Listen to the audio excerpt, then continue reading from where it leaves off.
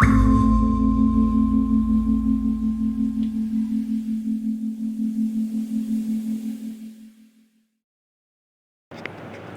किसान भाइयों, किसान मित्र चैनल में आपका बहुत बहुत स्वागत है। और आज के इस वीडियो में हम आपको जानकारी देने वाले हैं डेयरी उद्यमिता विकास योजना के बारे में, DEDS। जी हाँ किसान भाइयों, ये जो योजना है ये केंद्र सरकार द्वारा चलाई गई है और इस योजना के अंतर्गत आप डेयरी का कोई भी उद्योग लगाने के लिए सरकार से सहायता ले सकते हैं। ठीक है किसान भाइयों, तो इस योजना में आपको क्या क्या बेनिफिट मिल सकता है, सहायता का पैटर्न क्या रहेगा, ठीक है किसान भाइयों, और वित्तीय संस्थान कौन कौन से हैं, ये सारी जानकारी आपको इसमें दी जाएगी।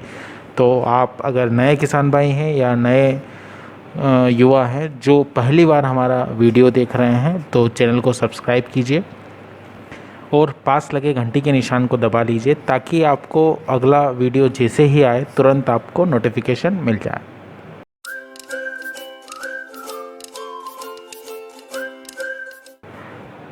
तो किसान भाइयों, चलते हैं आज के इस वीडियो को आगे बढ़ाते हुए। डेयरी उद्यमिता विकास योजना का जो मुख्य उद्देश्य है वो देश में आधुनिक डेयरी की स्थापना करना है और जिससे कि किसान एवं पशुपालक आधुनिक डेयरी या डेयरी फार्म खोल सकें और अपनी आय को बढ़ा सकें। ठीक किसान भाइयों, ये योजना जो है केंद्र सरकार द्वारा चलाई गई है। इस योजना के ज़रिए देश में पशुपालन क्षेत्र को बढ़ावा देने के साथ साथ रोज़गार को बढ़ावा देना भी इसका उद्देश्य है। इस योजना का जो लाभ है वो लेकर किसान या पशुपालक नई डेयरी की स्थापना करेंगे और यदि वो पहले से डेयरी चला रहे हैं तो उसे आगे भी बढ़ा सकते हैं। ठीक है किसान भाइयों, तो अगर आप पहले से पशुपालन का काम कर रहे हैं और अगर आप उसे बढ़ाना चाहते हैं, अपने उद्योग को बड़ा करना चाहते हैं, तो उसके लिए भी आप इस योजना का लाभ ले सकते हैं। अब इसमें सहायता का जो पैटर्न रहता है किसान भाइयों, जो उद्यमी अंशदान रहता है, जो मार्जिन रहता है, वो 1 लाख से अधिक बैंक ऋण के लिए परिव्यय जो खर्च होता है वो न्यूनतम 10% और 1 लाख तक के ऋण के लिए कोई भी इसमें अंतर नहीं है। ठीक है किसान भाइयों, किसान भाई जितने भी हैं या पशुपालक भाई हैं जो पशुपालन का काम कर रहे हैं, इस योजना के अंतर्गत मुख्य रूप से पात्र वित्तीय संस्थाओं द्वारा जो जुड़ी व स्वीकृत परियोजनाओं की जो सहायता है वो इसमें दी जाएगी। ठीक है किसान भाइयों, और जो कौन कौन से वित्तीय संस्थान हैं जो इसमें आपको लोन देंगे या ऋण देंगे, जैसे कि वाणिज्यिक बैंक हो गया, क्षेत्रीय ग्रामीण बैंक हो गया, राज्य सरकारी बैंक हो गया और राज्य सहकारी कृषि और ग्रामीण विकास बैंक। ऐसे अन्य संस्थान जो नाबार्ड से पुनः वित्त पोषण के लिए योग्य पात्र हैं, वो सभी संस्थान आपको इसमें सहायता दे सकते हैं। बट नाबार्ड से पुनर्वित्त सहायता जो मिलेगी आपको, जैसे कि नाबार्ड वाणिज्यिक bank, RRB, SCB, SCA, DB और अन्य ऐसे योग्य संस्थाओं जो पुनर्वित्त सहायता प्रदान करने की, जिसे समय समय पर नाबार्ड द्वारा क्वांटम और पुनर्वित्त का ब्याज दर इसमें तय की जाती है, तो ऐसे वो सारे संस्थान आपको इसमें सहायता दे सकते हैं। अब इस योजना में जो उद्देश्य हैं किसान भाइयों और पशुपालक भाइयों हमारे, इसमें जो उद्देश्य हैं वो स्वच्छ दूध उत्पादन के लिए आधुनिक डेयरी फार्मों की स्थापना को बढ़ावा देना है या बछिया या बछड़ा पालन को प्रोत्साहन करना है जिससे कि अच्छे प्रजनन स्टॉक का संरक्षण किया जा सके। एक है असंगठित क्षेत्र में जो संरचनात्मक परिवर्तन लाना है जिससे कि दूध का जो प्रारंभिक प्रसंस्करण है वो ग्राम के स्तर पर ही किया जा सके। अब इसमें व्यावसायिक पैमाने पर दूध संरक्षण के लिए गुणवत्ता और पारंपरिक प्रौद्योगिकी का उन्नयन भी करना इसका उद्देश्य है। अब इसका जो लाभ है किसान भाइयों वो कैसे मिल सकता है, इसके लिए किसान या जो व्यक्तिगत उद्यमी हैं या गैर सहकारी संगठन है, कंपनियां हैं, असंगठित या संगठित क्षेत्र के जो समूह हैं वो सभी इसका लाभ उठा सकते हैं। संगठित क्षेत्र के समूह में स्व सहायता समूह भी आ गया है, इसमें डेयरी सहकारी समितियां हो गई या दुग्ध संगठन हो गया है, दुग्ध महासंघ हो गया, ये सभी शामिल हैं। ठीक है किसान भाई, तो ये सभी इसका लाभ ले सकते हैं या फिर एक व्यक्ति इस योजना के तहत सभी घटकों के लिए सहायता ले सकता है, लेकिन प्रत्येक घटक के लिए केवल एक बार ही वो पात्र होता है। ठीक है किसान भाई, आप इसके लिए एक बार ही पात्र होंगे। आप एक घटक के लिए मतलब जितने भी इसमें रोज़गार के लिए इसमें ऑप्शन दिए गए हैं आपको, सभी के लिए आप ऋण ले सकते हैं, लेकिन एक परियोजना के लिए एक ही बार आप ऋण ले पाएंगे। योजना के तहत एक ही परिवार के एक से अधिक सदस्यों को सहायता प्रदान की जा सकती है, बशर्ते कि इस योजना के अंतर्गत वे अलग अलग स्थानों पर अलग बुनियादी सुविधाओं के साथ इकाइयाँ स्थापित करें।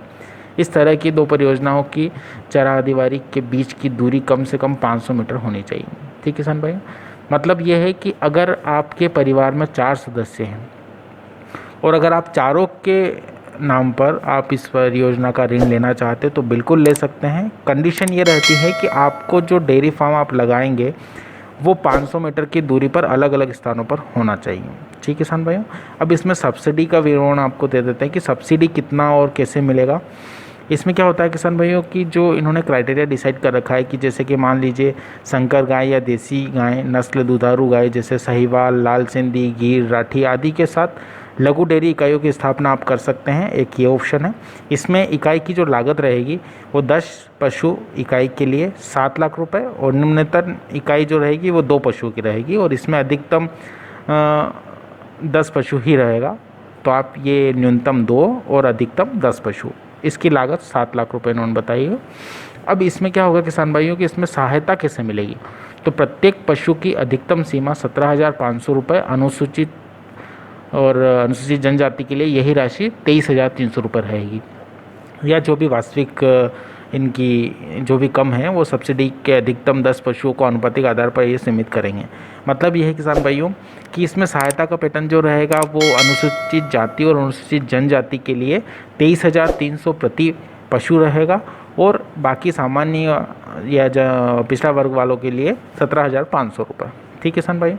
अब इसमें दूसरे घटकों के जैसे हिफ्र बछड़ों का जो देखभाल होता है, संकर नस्ल या स्वदेशी गायों के नस्ल और वर्गीय बेसेज होती है वो 20 बछड़ों तक, ये दूसरा ऑप्शन है। इसमें 20 बछड़ों की इकाई के लिए 9,70,000 रुपये इसमें मिलेंगे, अधिकतम 20 बछड़ों के लिए। ठीक है किसान भाई। तो प्रत्येक पशु की अधिकतम सीमा 12,100 रुपये रहेगी और जो अनुसूचित जाति और जनजाति हैं उसके लिए 16,200 रुपये। वैसे ही इसका तीसरा घटक है दुधारू पशु इकाई के साथ वर्मी कंपोस्ट या लघु डेयरी फार्म के विचार, ये अलग अलग रहेंगे। इसमें क्या होगा, इकाई की जो लागत इन्होंने आकी है किसान भाइयों वो 25,200 रुपये है, प्रत्येक पशु 6,300 और अनुसूचित जाति और जनजाति के लिए 8,400 रुपये। ठीक किसान भाइयों। अब इसमें आप दूध मशीन या थोक दूध कुलीन इकाइयाँ जो है वो भी लगा सकते हैं। इसमें 5,000 लीटर तक की क्षमता तक की आप खरीद सकते हैं कूलिंग मशीन। इसमें 20 लाख रुपए इस इकाई की लागत लगेगी और ये प्रत्येक पशु की अधिकतम 5 लाख रुपए रहेगा और जो अगर अनुसूचित जाति या जनजाति हैं तो उनके लिए 6,67,000 रुपये। ठीक है किसान भाइयों। इसके अलावा और भी इसमें बहुत सारे घटक हैं, जैसे कि मान लीजिए स्वदेशी दूध उत्पादों के लिए निर्माण या डेयरी प्रसंस्करण करना, प्रोसेसिंग करना या डेयरी उत्पाद परिवहन सुविधाएं और शीतलन श्रृंखला की स्थापना करना, दूध और दूध से उत्पादन के लिए शीतल भंडारण की सुविधाएं, निजी पशु चिकित्सा क्लिनिक की सुविधा, डेयरी मार्केटिंग आउटलेट्स या डेयरी पार्लर खोलने के लिए सुविधा। तो किसान भाइयों और पशुपालक भाइयों, अगर आप पहले से पशुपालन कर रहे हैं तो बिल्कुल ये आप इस योजना का लाभ ले सकते हैं। और अगर आप सोच रहे हैं कि आप पशुपालन के इस लिए लोन लेना चाहते हैं, सरकार से ऋण लेना चाहते हैं, तो बिल्कुल ये केंद्र की जो योजना है इस योजना का आप बिल्कुल लाभ उठा सकते हैं। और इसकी अधिक जानकारी के लिए आप इसकी जो वेबसाइट है उस वेबसाइट पे जाकर आप डायरेक्ट सर्च करेंगे तो वहाँ से आपको जानकारी भी मिल जाएगी पूरी तरह से। जैसा कि आपको भी बताया गया है कि इसमें कैसे आपको सब्सिडी मिलेगी, कितना आपको सब्सिडी मिलेगी और कैसे आप इसके लिए अप्लाई कर सकते हैं। अप्लाई करने के लिए आपको इसकी वेबसाइट पर जाना है। वेबसाइट का लिंक हम आपको डिस्क्रिप्शन में उपलब्ध करा देंगे, वहाँ से आपको पूरी जानकारी इसकी आवेदन की मिल जाएगी। ठीक किसान भाइयों। तो आज का ये जो वीडियो है डेयरी उद्यमिता विकास योजना का जो वीडियो है ये हमने आपको जानकारी उपलब्ध करवाई है। अगर ऐसे किसान भाई या ऐसे युवा जो इस उद्यम को लगाना चाहते हैं या डेयरी फार्म में रुचि रखते हैं तो वो बिल्कुल इस योजना का लाभ ले सकते हैं। ठीक किसान भाई। तो जुड़े रहें हमसे और वीडियो को अंत तक देखा आपने उसके लिए बहुत बहुत धन्यवाद। और अगर आपने अभी तक चैनल को सब्सक्राइब नहीं किया है तो चैनल को सब्सक्राइब कीजिए। लाल बटन है सब्सक्राइब बटन, उस बटन को दबाएं और जैसे ही आप बटन पर क्लिक करेंगे पास में एक घंटी का निशान आएगा, उस घंटी के निशान को दबा दें ताकि आपको अगला वीडियो मिलना सुनिश्चित हो सके। ठीक किसान भाइयों, जय हिंद, जय भारत, जय किसान।